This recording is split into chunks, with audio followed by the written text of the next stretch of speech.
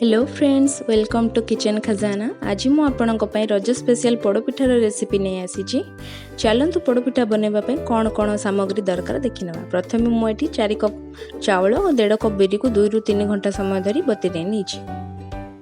एबे मुझे 250 ग्राम बोईतालु और कंदमूल को सिझाई नहीं और 1 कप गुड़ एवं किछि काजू बादाम और 1 कप नड़िया को छोट छोट करी काटी नहीं।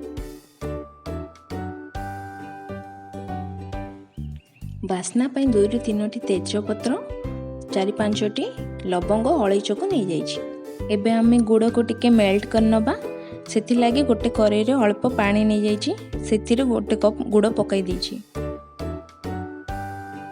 गुड़ टिके मेल्ट हैला परे सेथिरे नड़िया खंड पकाई दबा। एबे आमे नड़िया को गुड़ रे भला परे मिसई दबा एवं गैस रो फ्लेम को ऑफ करनबा। एबे आमे गुंड करी रखिथिबा तेजपत्र अलैच और लवंग को एथिरे पकाई दबा। एबे एठी बतुराई रखिथिबा चाउल को गुंड करी नेछि और बिरी को मध्य बाटी नेछि और सिझेई की रखिथिबा कंदमूल और बोईतालु को भलो भाबरे चकटी नेछि। ए सब को आमे चाउल रे मिसई नबा।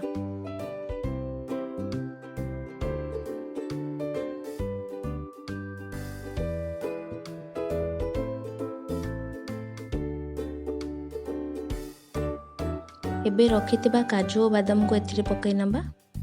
अल्प किछि लूण स्वाद अनुसार और रखिथिबा गुड़ और नड़िया खंड मेल्ट जो करथिले सेडा को पकाई नबा। एबे एहा को भलो भाबरे मिसई नबा। देखंतु भलो भाबरे मिसि जाइछि। एबे आमे कड़ाई रे अल्प टिके तेल माखि नबा।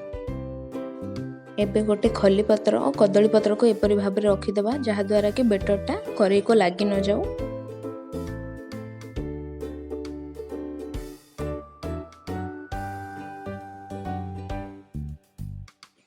एबे आमे नड़िया खंड को एपरी भाव में ऊपर सजाई नबा।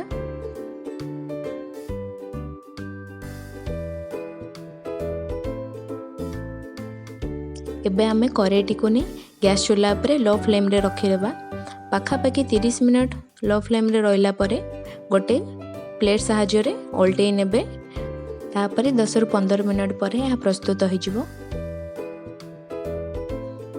देखंतु एबे हमर पोड़पिठाटी बनी प्रस्तुत हो जाइछि। आपण माने मध्य ए रजरे ए रेसिपीटा को ट्राई करंतु। जदि ही रेसिपीटी आपण मानको भल लागि थाए तेबे like and share and subscribe to my channel.